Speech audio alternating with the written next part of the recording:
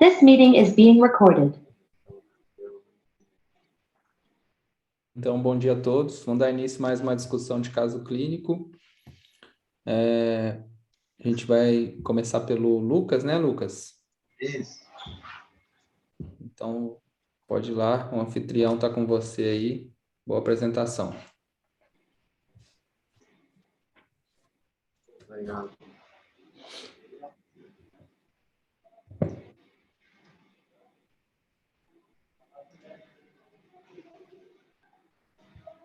Estão conseguindo ver? Sim. Bom dia, meu nome é Lucas. Eu sou o R1 aqui do Hospital Maternidade Frei Galvão. Hoje eu vou apresentar um caso orientado pelo Dr. Marco Aurélio. Então, a história clínica se trata de um paciente do sexo masculino de 5 meses. O paciente apresentava na história mielomeningocele, não diagnosticada no pré-natal. Então, foi solicitado uma TC de crânio e coluna total. Aqui eu trouxe essas duas imagens no sagital. A gente consegue ver uma hidrocefalia e na parte onde está a seta, uma migração caudal da amígdala cerebelar. Eu vou passar as imagens, depois eu abro para discussão, tá bom? Aqui, a parte óssea, com cavitações ovaladas, né? E entremeada por área de osso delgado.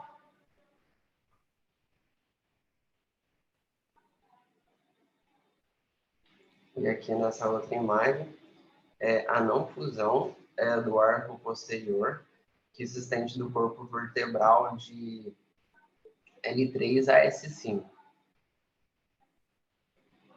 Aí eu trouxe essas três imagens. Alguém consegue pensar em alguma coisa? Deixa eu ver se eu chamo alguém aqui. Alguém voluntaria aí para falar o casinho? Na verdade, não era 5 meses, viu, Lucas? Acho que você viu 5 meses porque no Horus está marcando 5 meses como a idade atual. Mas esse tá. é um exame do começo do ano. Tinha 1 dia de vida. Sim. Alguém quer comentar os achados e levantar a suspeita?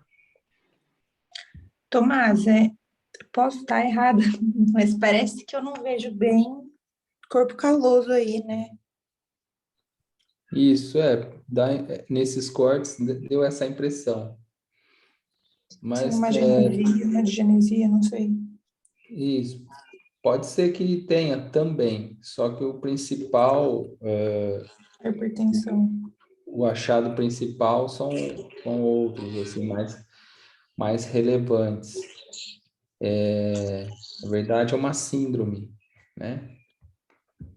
Alguém mais quer falar mais alguma coisa?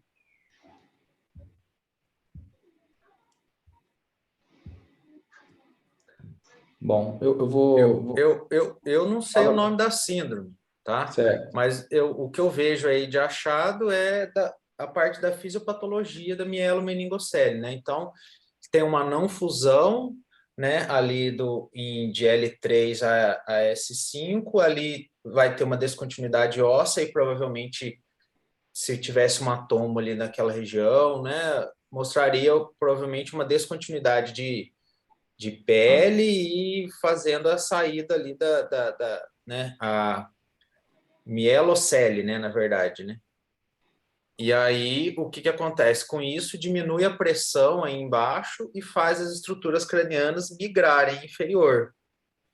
Então, até se isso geralmente quando é visto intraútero, dá para fazer a cirurgia intraútero, né, que vai fechar isso daí e vai diminuir, e vai parar com a fisiopatologia do negócio. E aí a fisiopatologia é essa, né? Diminuiu a pressão aí embaixo, tudo que está lá em cima quer descer. Então, por isso que teve essa herniação dos vermes cerebelares ali pelo forame magno. E eu penso nos achados, que eu vejo é isso, Agora, o nome da síndrome eu não lembro. Talvez aqueles ossos ali sejam ossos wormianos, não sei. É Chiari tipo 2?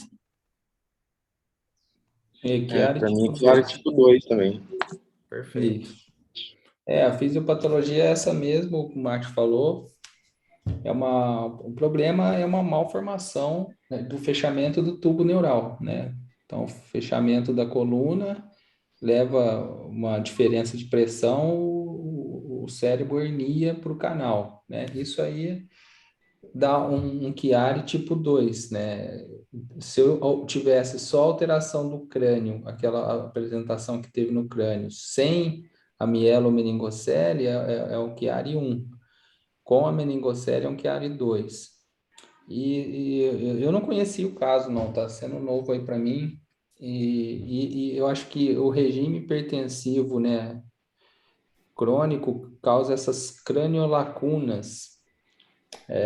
Ossos vermianos são ossos que estão dentro da sutura, né? Entendeu? São pequenos ossos que estão dentro da sutura. Esse aí eu acho que é craniolacuna. Ah, legal. Se não for isso, o Lucas me corrige. Então é isso, eu acho que é um caso de mielomeningocele com Chiari 2, né? O Isso Chiari mesmo. 2 é 100% acompanhado de mielomeningocele, tá? Então, acho que esse é o casinho, bem legal. E eu queria só chamar a atenção aqui no corte aqui, volta um pouquinho. Esse? Não, na coluna. Ah, sim. Cara, essa aqui é importantíssima, essa imagem aqui, ó. Importantíssimo. Quase a gente não vê exame de coluna total em RN, tá? Então, para quem faz ultrassom de coluna de região lombosacra, né, a criança vem com algum estigma na pele, a gente vai fazer ultrassom. E o que que a gente precisa ter de referência? Se o cone da criança tá baixo ou não. O cone da criança, ele pode vir até L3. Ah, muito lindo isso na teoria, mas na prática, você coloca ali, você não sabe qual o corpo que é qual o corpo, se você não tiver uma referência anatômica externa, entendeu? Então, tudo bem, você fala, pô, eu tô vendo o cone, é fácil de ver o cone no ultrassom, só que eu não sei que nível que eu tô, não sei que corte que é aquele, tá? Então, olha que legal, a crista ilíaca do paciente, ela geralmente é no nível de L4 ou L5, tá? Então, você palpa na criança, antes de fazer o ultrassom, a crista ilíaca dela, passa uma linha imaginária entre as cristas ilíacas e se localiza mais ou menos ali entre L4 e L5. O cone tem que estar 2 corpos para cima. Se tiver no nível das sacroiliacas, o cone já está baixo. Isso é ruim, isso aí é um sinal que possa ter um disrafismo fechado, né, oculto, que a gente não está vendo, tá? Então ficou muito legal essa imagem aí. Mas pode passar aí, Lucas. Termina a apresentação do seu caso. Aí os achados, né? Calota craniana apresentando um grupo de captações arredondadas e por vezes digitiformes na superfície interna, na parte membranosa, premiadas por áreas de osso delgado. Qual o aspecto mais evidente nas porções frontais, frontal parietal e occipital superior, o aspecto sugestivo de crânio lacunar. Esse outro nome aqui eu vou deixar para o Marcão. Migração caudal das amígdalas cerebelares e do vermes através do forame magno, com cerca de 1,7 centímetros. E a terceira coluna total, escrevi errado, não fusão do arco posterior de L3 a S5, com protrusão do saco meníngeo, este apresentando um colo aproximadamente 1,3, com exposição do mesmo na pele, compatível com o meningocele lombosacro. Impressão diagnóstica, a malformação de Chiari tipo 2 mesmo. Aí, aqui eu trouxe sobre a malformação de Chiari, né? São 4 tipos. São um grupo de condições do sistema nervoso central, caracterizado pelo subdesenvolvimento da fossa craniana posterior, com subsequente protrusão de estruturas neurais através do forame magno. Então, são 4 tipos e o tipo 1 é o mais comum. O tipo 3 e o tipo 4 são raros, e geralmente compatível com a vida. O tipo 1 é a hérnia tonsilar, maior que 5 milímetros, inferior ao forame magro. Então, as amígdalas cerebelares com formato anormal, associação comum com hidrocefalia e hidrocefalia. A tipo 2, a herniação do verme cerebelar do tronco encefálico do quarto ventrículo através do forame magro, associada a mielomeningocele e múltiplas anomalias cerebrais, associação com hidrocefalia e seringomelia. Aí aqui, ó, eu trouxe essa imagem representando a tipo 1 e a tipo 2, e a normal. Então, aqui na tipo 1, a gente consegue ver que apenas as amígdalas cerebelares, elas passam pelo forame magro. Já na tipo 2, acontece uma migração caudal nessa imagem, tanto das amígdalas cerebelares quanto do quarto ventrículo. E a hidrocefalia também. Então, a epidemiologia, a probabilidade nos recém-nascidos é de 1 para 1000 nos Estados Unidos. A mortalidade de 15% nos primeiros 5 anos de vida. Então, quando a criança nasce com mielomeningocele, a grande maioria possui uma formação de Chiari tipo 2. A apresentação clínica, a normalidade varia de acordo com a idade do indivíduo, mas as mais comuns é mielomeningocele, disfunção do tronco cerebral, em função dos nervos cranianos, vestíbula neurogênica, hidrocefalia e escoliose. Aí aqui as características de Maia, a fossa posterior, compartimento infratentorial pequeno com herniação inferior do seu conteúdo, tonsilas cerebelares, envolve o bulbo anteriormente e o verme do cerebelo com cônjuges posicionado inferiormente, podendo-se observar o alongamento da ponte, raiz dos nervos cranianos e quarto ventrículo. E no cerebelo tende a herniar superiormente, forame magro de dimensões aumentadas. Então, essa imagem aqui de uma tomografia sagital, eu acho que ficou até mais representativa do que a do caso. O tratamento e o prognóstico é o reparo da mielomeningocele, representando essa imagem no sagital T2, derivação ventricular e descompressão crânio-vertebral. Então, eram essas as referências que eu utilizei. Obrigado, pessoal. Beleza, belo caso, Lucas. Vou dar licença para o Pedrão aqui agora. Marcão, quer falar alguma coisa, Marcão? Não, isso mesmo. Não é um caso de desafio diagnóstico, né? Era um casinho só que ficou Muito bom. bem documentado. Mas era uma mãe arredia, né? Que não havia feito pré-natal.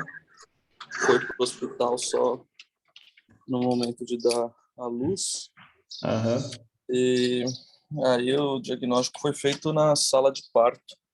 No dia seguinte já desceu para fazer os exames e a gente não teve retorno do desfecho do caso porque ela foi transferida para operar em São Paulo. Então, Sim, essa semana a gente agendou um exame lá em São José com sedação de uma criança em que a Renata, colega nossa, fez o diagnóstico no ultrassom durante o pré-natal, encaminhou o paciente, foi feita a cirurgia intraútero. Então, nós vamos ver aí o pós-operatório de uma cirurgia intraútero. Ela falou que foi tudo bem, então provavelmente vai ter esse casinho aí na ressonância pós-operatório de correção de Chiari, né, de mielomeningocele. Vai ser bem, bem legal aí. Quando fizer, eu trago aqui. Pedro, tem um casinho para nós?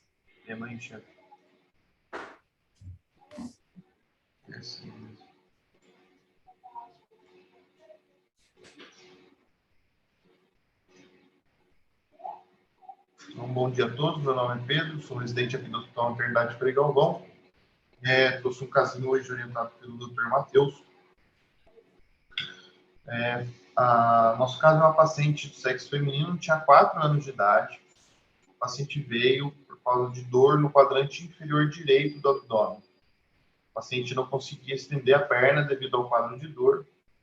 E os médicos, os assistentes, a pediatra, começou a solicitar alguns exames para poder investigar o quadro da dor da paciente.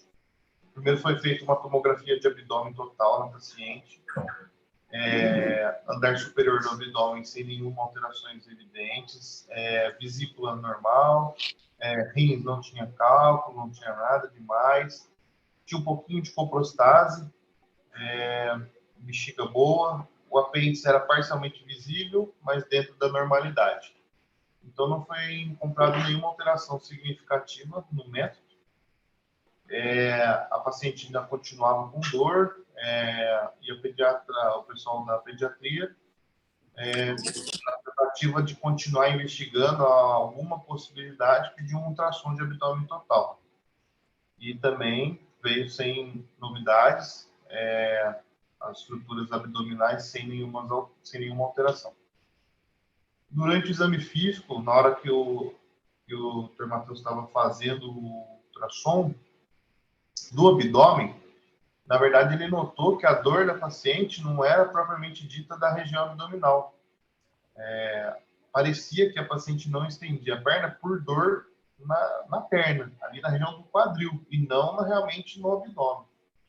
Aí foi quando ele colocou o ultrassom lá, e foi possível. Esse aqui é o quadril direito da paciente, que era o lado que ela tinha dor. Só para ficar mais fácil de identificar em comparação, no quadril esquerdo, o quadril direito tinha um derrame articular com um espessamento da cápsula sinovial. E depois, nesse momento, o médico conversando com a mãe, a mãe relatou que a filha havia tido um quadro de infecção de via aérea superior cerca de 3 semanas atrás.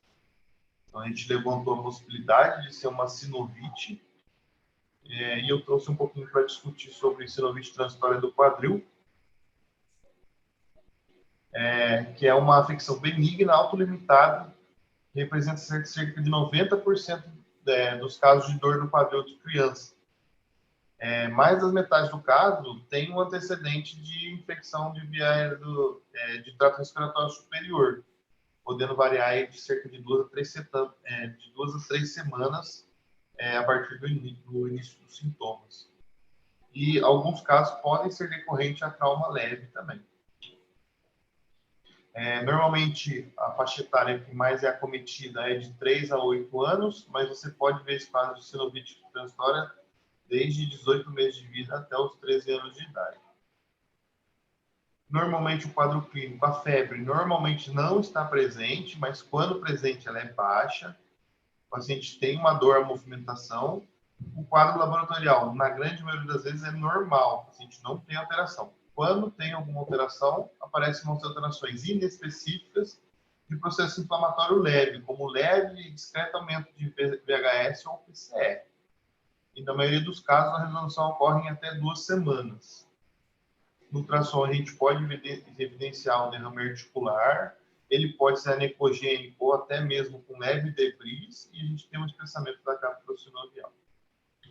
O principal diagnóstico diferencial da sinovite transitória do quadril é a artrite séptica, que é uma artropatia destrutiva causada por uma infecção intraarticular, é uma condição grave, que necessita de tratamento imediato, porque ela pode evoluir com danos permanentes na articulação e pode resultar em deformidades e depois evoluir com uma sepse e agravar muito o quadro.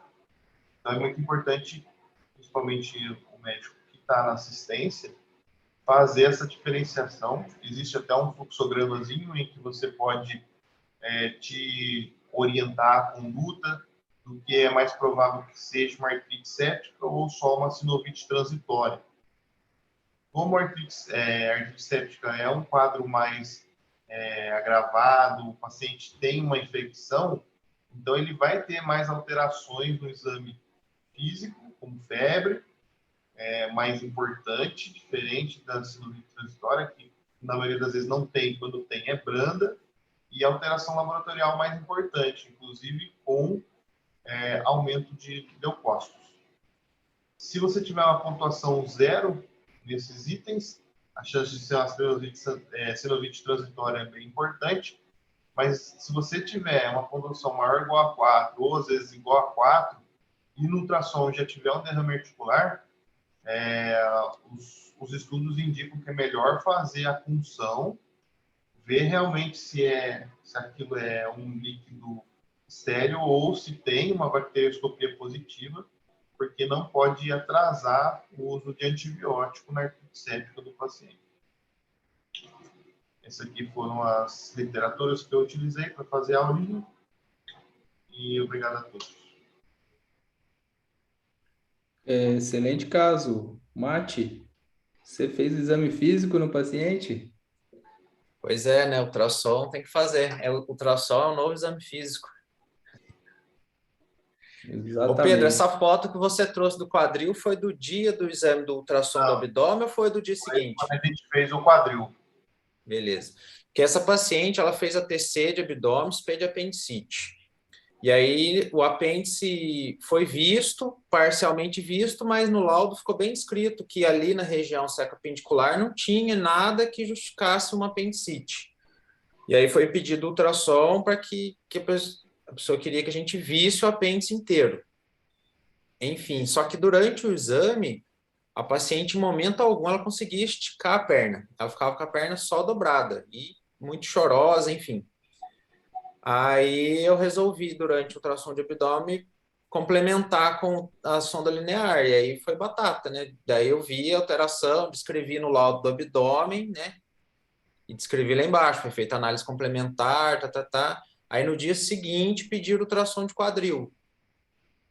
E aí fiz de novo ultrassom de quadril, e aí, né, eu acho que trataram como sinovite transitória. Mas o mais importante desse caso é a gente dar, sempre quando estiver fazendo ultrassom, dar importância à queixa do paciente, né?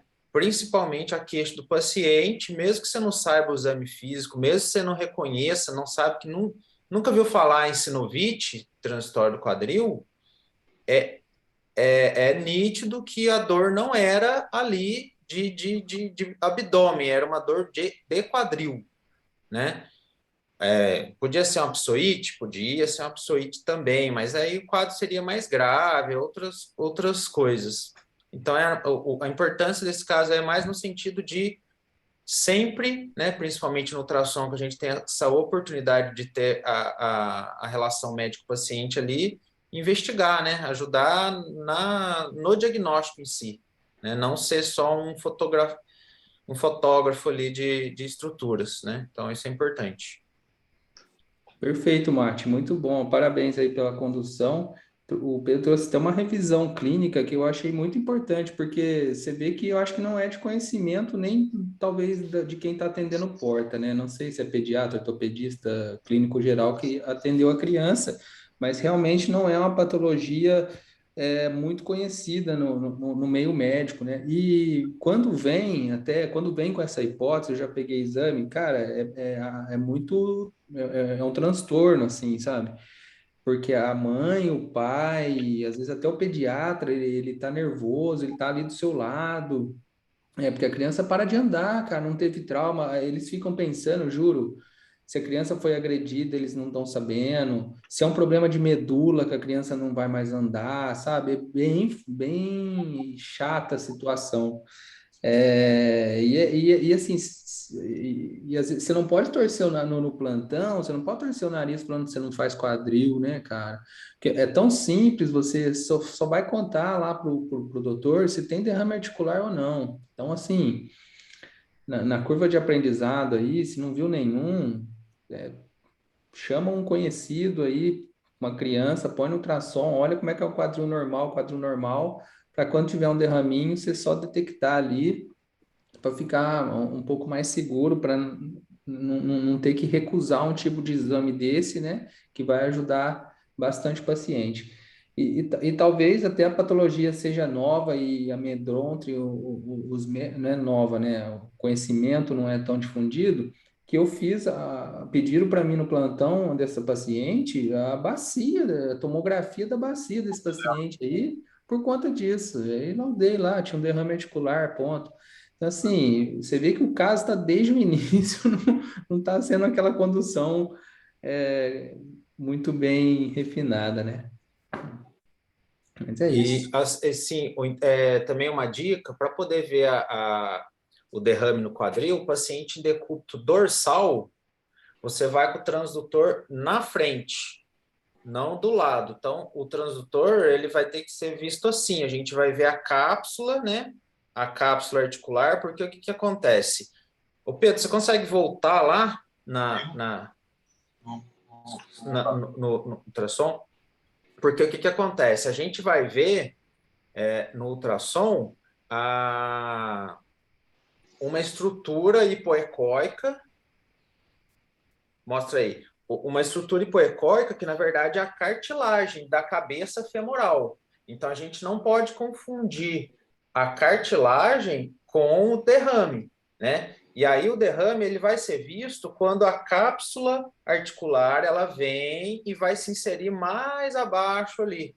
Então, você vai ver que ela está levantada ali. Então, ali que você vai determinar e ver o derrame articular. E eu acredito que o derrame articular fosse até maior que isso. Por quê? Porque a paciente não conseguia estender a perna. Então, ela fez com a perna flexionada. Então, um pouco do derrame foi para trás. E o que acontece? Eu fiz a comparação do quadril direito com o quadril esquerdo, mas eu peguei o quadril esquerdo e também deixei na mesma flexão, né? Para ser uma comparação correta. Então, eu acredito que esse derrame fosse até maior do que o que a gente estava vendo aí. Então, acho que a dica é essa. Muito obrigado pelo casinho aí. Ah, e a foto aí tá bem ilustrativa, né, velho? Por exemplo, os residentes aí que eventualmente vão pegar agora, é muito mais fácil, né? Você viu, agora você compara.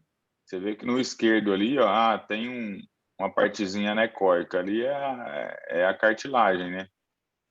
E você tem que ver bem no colo do fêmur, né? Para cima tem a epífise da cabeça do fêmur, tem uma distensão líquida aí no colo, pode dar, e a clínica clássica, né? É isso aí que todo mundo falou, ó. Eu tenho pegado aqui, e aí é criança, é filho de conhecido, filho de médico, aí, bicho, vai na ressonância, aí eles querem fazer marcador de não sei o quê. Fala, bicho, isso aqui é sinovite transitório do quadril. E aí demora um pouco para a criança começar a andar normal, e aí eles ficam repetindo exame. Fica todo mundo inquieto, né? Mas é aquelas dores que não é a patologia que não é no abdômen, mimetizando dor abdominal, né, velho? Eu pego mais que vem mancando. Legal. Passa o anfitrião para o Alan, por favor.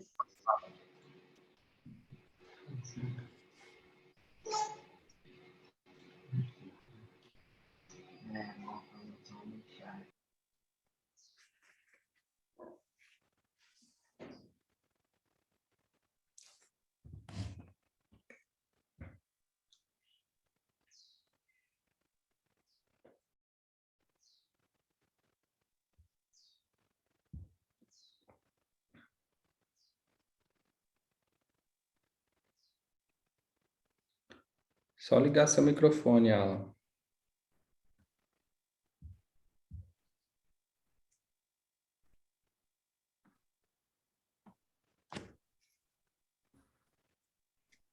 Estão conseguindo ver o slide? Sim. Chiques. Beleza. Começar a apresentação. O meu nome é Alan, sou residente do Hospital Maternidade Frei Galvão. Vou apresentar um caso orientado pelo Dr. Tomás. Nosso caso é um paciente de sexo masculino, de 52 anos. A gente estava internado há 3 semanas com quadro de cefaleia, tontura, náusea e fraqueza nos membros inferiores. refere à diplopia e soluço incoercível associado. Já veio considerado como uma tomografia anterior com laudo referindo uma hipodensidade lacunar, medindo 9 milímetros na topografia do tálamo esquerdo, inespecífico ao método, interrogou um alargamento do espaço perivascular ou magliose. Foi realizada uma ressonância magnética do crânio. A gente tem uma sequência no corte axial, T2, flare, difusão e o mapa. E topografia dos núcleos da base.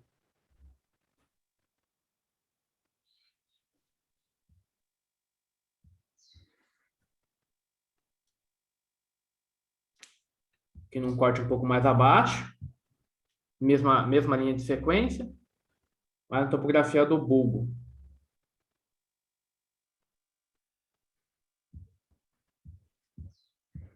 Alguém quer comentar alguma coisa?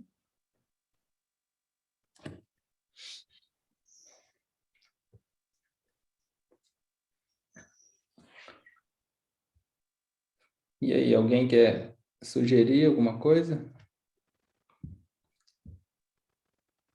Crânio é fácil. Pode falar, quem está falando? Tem nome aí, né? Eu não sei o nome da síndrome. Tá difícil aqui, que eu tô com criança junto. Vai ter um foco de restrição ali no... Ali é bulbo já? Aqui já. Na margem posterolateral esquerda, né? Isso aí é uma alteração isquêmica que tem a ver com clássico aí do sintoma do paciente, né? Mas eu não lembro o nome da síndrome. Que é Romberg, não é? Wallenberg, né? Com W, sei lá, acho que é isso. Isso aí, é um Wallenberg. Crânio é fácil, ou é isquemia, ou é tumor, ou é desmielizante. Então, aí se quer inventar, você mete um alto grau, tipo, né? Não, glema de alto grau. Exatamente. Pode dar sequência aí, Alan. Mas a tomo nunca veria isso. Nunca veria. E aí é uma sequência T1 pós-contraste também. A tomo, na verdade, fez por conta daquela alteração antiga no tálamo, né? Isso, volta lá. Quer dizer, a ressonância fez porque tinha aquela alteração na tomo, né? Do tálamo ali, né? Isso. Que era uma área de gliose antiga, né? Uma lacuna, né? O médico viu isso daí, interrogou se era uma lacuna, um lacunar, um espaço perivascular ou uma lacuna recente. Aí foi para ressonância. A ressonância não era ali, o AVC dessa vez, né? O AVC dessa vez era mais baixo. Legal. Beleza, Ala, pode terminar aí. Beleza. Aqui só uma sequencinha de imagem para facilitar, aquelas imagens-chave. Fechou antes, né? Não ia jogar essa daqui também. Então, os achados ficam como foco de hipersinal em T2 flare de fusão com hipossinal ao mapa de ADC e tênio real exposto contraste no aspecto posterolateral esquerdo do bulbo compatível com acidente vascular isquêmico subagudo, considerada a possibilidade de síndrome medular lateral no Wallenberg.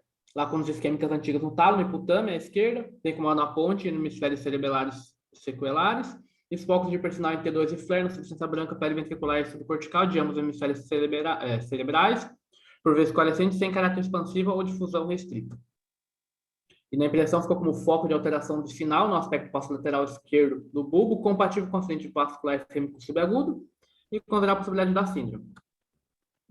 Falar um pouquinho da síndrome de medular lateral, que é síndrome clínica. É importante dizer que é uma síndrome clínica causada pelo infarto isquêmico agudo do bulbo, né? Ou medula oblonga, né? Normalmente ocorre por oclusão da porção intracraniana da artéria vertebral, seguida da paica e seus ramos. 20% dos AVCs isquêmicos ocorrem na circulação posterior, sendo esta a síndrome de acidente vascular cerebral isquêmico posterior mais prevalente. Normalmente, alguns fatores de risco são a hipertensão, diabetes e tabagismo. A nossa apresentação clínica, normalmente, tem uma certa característica, a apresentação clínica. Normalmente, o paciente pode apresentar sintomas vestíbulos cerebelares, que é a vertigem, queda pelo lado da lesão, a diplopia, nistagmo multidirecional, uma disfunção autonômica com a síndrome de Horner ipsilateral e soluços, sintomas sensoriais, inicialmente dor em pontada, anormal na face ipsilateral, depois perda de sensação de dor e temperatura no lado contralateral do corpo, a fraqueza muscular, bulbar ipsilateral, rouquidão, disfonia, disfagia, disartria e diminuição do reflexo de vômito. Então, uma das características que a gente pode encontrar nesse paciente. Aqui a gente tem uma imagem do Radiopedia, mesmo esquema, axial T2, flare, e na difusão, é a mesma característica.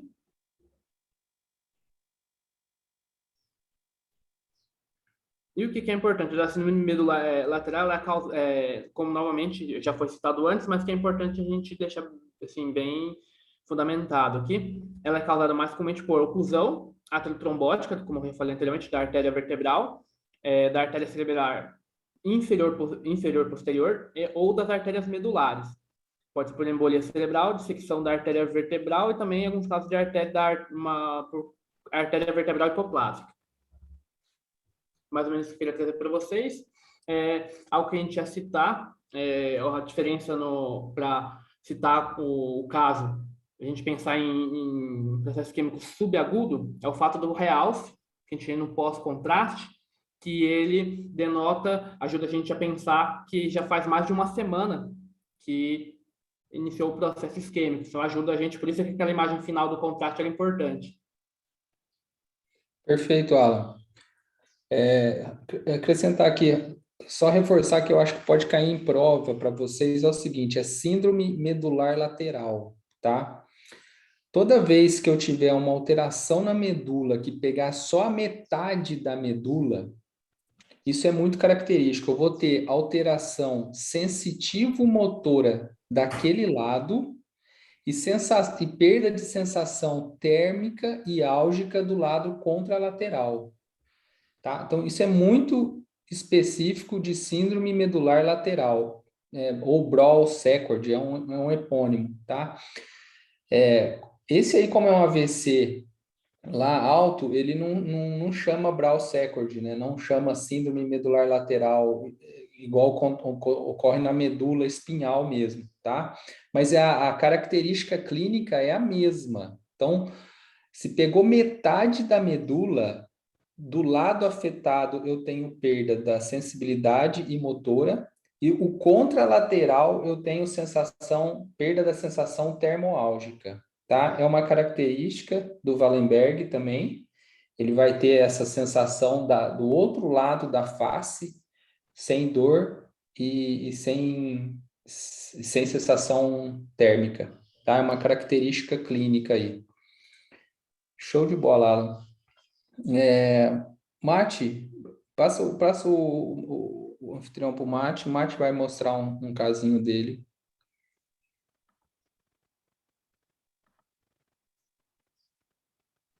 Pronto, foi já. Beleza.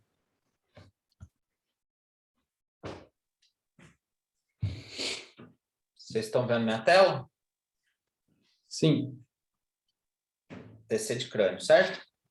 Sim, perfeito. Eu queria que algum residente falasse aí os achados dessa TC, exceto o Alan, que viu ontem. Quem quer falar?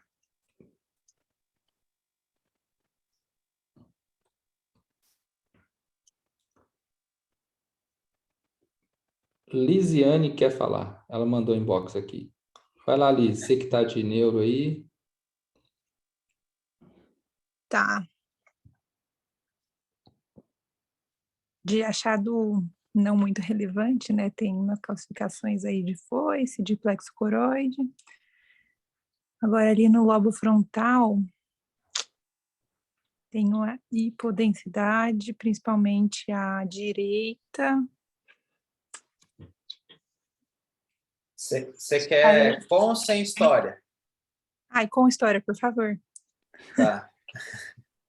A história é que não teve história. Não, tô brincando. A história é paciente de 60 anos com crise convulsiva e dispneia. Foi solicitado TC de crânio e tórax. Tórax estava normal. Então, paciente, 55 anos, crise convulsiva, sem nenhum mais dado de história. Certo.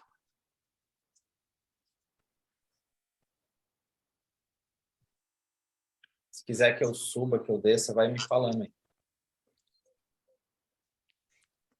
Tá. É que eu acho que eu vou conseguir deixar mais descritivo mesmo. Eu não sei se eu vou saber te falar o diagnóstico em si, mas enfim. Perfeito, pode escrever. Parece que tem um pouquinho de dilatação ali ventricular compensatória, mas também nada super relevante. Agora aqui no front tem um pouco parietal também mais baixo, uma hipodensidade.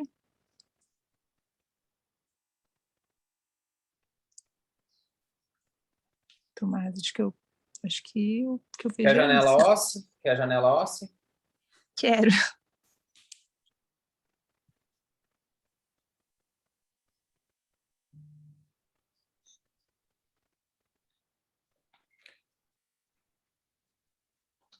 Tá, Joia. Vou resumir os achados. Ela falou que tem uma hipodensidade frontal, bilateral e temporal, bilateral, com uma dilatação ex-vácuo. É isso, né, Liz, que você quis dizer? Sim. Isso aí, Bom, Marte.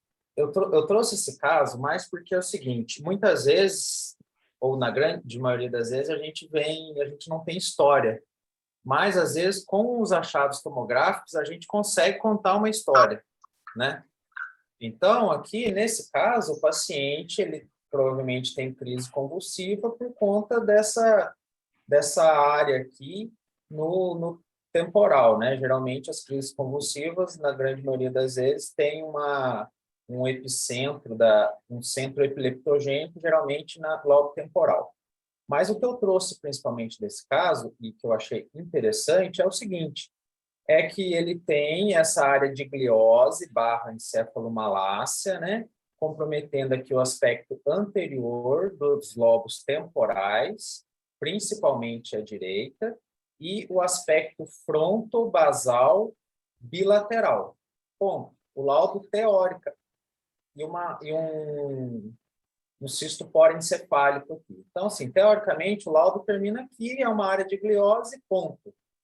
No entanto, é uma área de gliose, mas por quê? Né? Aqui não é território vascular, né? Você não vai conseguir uma artéria que obstruiu e vai dar um AVC isquêmico nessa região. Não é território vascular. Então, esse aqui é um aspecto bem típico de uma área de gliose / encefalomalácia pós-traumática. Então, esse paciente já teve, provavelmente, há um tempo atrás, um trauma crânioencefálico grave. E essa história não foi contada para a gente, não tinha acompanhante, o paciente, né, em estado pós-epilético também não conseguiria preencher o questionário. Então, assim, estava sem história, não por uma deficiência em quem pegou o caso, mas porque não tinha uma história. No entanto, a gente, com a tomografia, a gente consegue contar essa história do paciente.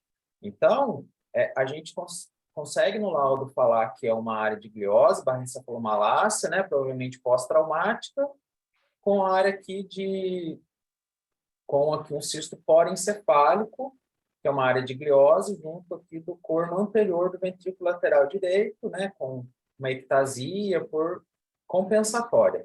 E com esse exame a gente consegue até saber que lado que foi o trauma, né? Provavelmente esse paciente teve um trauma mais aqui na face à direita. E por que a gente diz que é uma alteração pós-traumática? Porque quando o paciente tem um trauma com uma desaceleração rápida, o crânio ele vai bater nas estruturas ósseas da frente. Então, você vê aqui que a fossa média tem uma quininha aqui do osso, então essa parte aqui do lobo temporal, ele bate aqui no osso. Então, isso faz dar o trauma, faz dar as lesões. A mesma coisa que a porção fronto-basal. Então, aquele mecanismo de chicote, quando dá o trauma, então, faz com que a somatória dos vetores vai, né, nesse sentido. Então, a gente consegue falar isso. E aí, consegue falar até que o trauma foi nessa região, né? Ele bateu a cabeça por aqui. Por quê? porque aqui esse lobo temporal está mais comprometido que do outro lado, e aqui o lobo frontal está mais comprometido do lado direito do que do lado esquerdo. Inclusive, esse cisto porencefálico provavelmente foi um AVC, provavelmente teve uma área de hemorragia intraparenquimatosa aqui, com morte tecidual, e formou essa área de gliose grande. E se a gente olhar aqui na partes moles, a gente até vê que ele tem uma laterorremia para o outro lado, né? Então, esse trauma provavelmente foi aqui, tem algumas fraturas antigas no osso nasal. É muito importante a gente, quando faz tomografia no contexto de trauma, não era esse caso, mas a gente saber se essa fratura do nariz é antiga ou não. A grande sacada para a gente é a gente olhar aqui as partes moles. Então, um paciente com um nariz quebrado, ele não vai ter as partes moles fininhas aqui. Então, ele vai ter um edema, teria um edema de partes moles aqui. Então, isso faz concluir que essa fratura nasal é antiga, tá?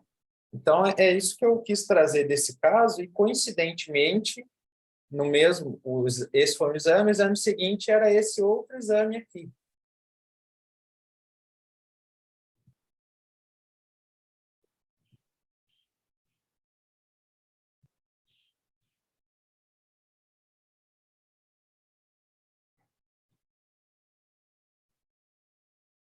Peraí, tá.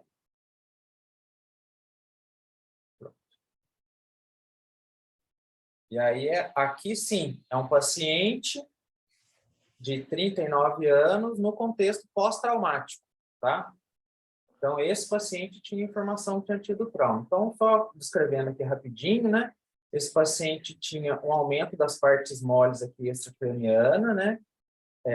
Parietal e temporal à esquerda, e a gente vê essa área aqui, hiperdensa, que está... Só não estou conseguindo tirar esse negócio aqui do zoom aqui em cima da onde eu consigo fazer a...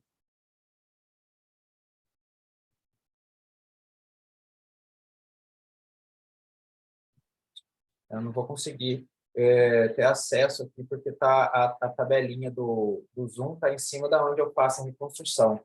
Mas aqui, às vezes, quem olha assim rápido, pode confundir com uma trombose de seio, mas a gente vê que aqui é um hematoma subdural que está em cima da foice do cerebelo, né? E subindo aqui, a tenda do cerebelo, né? E subindo para a foice. E a gente vê aqui áreas de contusão hemorrágica no lobo temporal e aqui também no lobo frontal. E aí, assim, a gente sabe agora, nesse caso, que no contexto o paciente bateu esse lado da cabeça, o cérebro todo teve uma desaceleração alta para cá, e quando ele voltou, ele traumatizou o parênquima encefálico contra o osso aqui, então dando a lesão do contragolpe. Então, eu trouxe mais esse caso complementar ao caso anterior, que nesse caso a gente sabe da história e viu as alterações. Então é isso. Show de bola, Mate. Belos casos aí, bem didáticos, né, cara? Então, os dois foi de ontem. Eu nem fiz aula sobre, mas eu achei interessante trazer para discutir. Sem dúvida, sem dúvida. É muito mais importante, que é um casinho da pilha, né? Isso. Bom, galera, é isso. Vamos aparecer aí, galera. Isso, pode ser. Bom, beleza. Alguém tem alguma dúvida? Não, né? Então, beleza. X. Bom dia aí, galera. Bom dia. Tudo bom? Opa, Só bom tá dia. Bom Bom fim de dia. semana, povo. Bom fim de semana aí pra vocês. Até mais. Valeu, valeu. Um abraço, Valeu, até mais. Pessoal, até mais. Tchau, tchau. Tá, um abraço. Valeu, Henrique.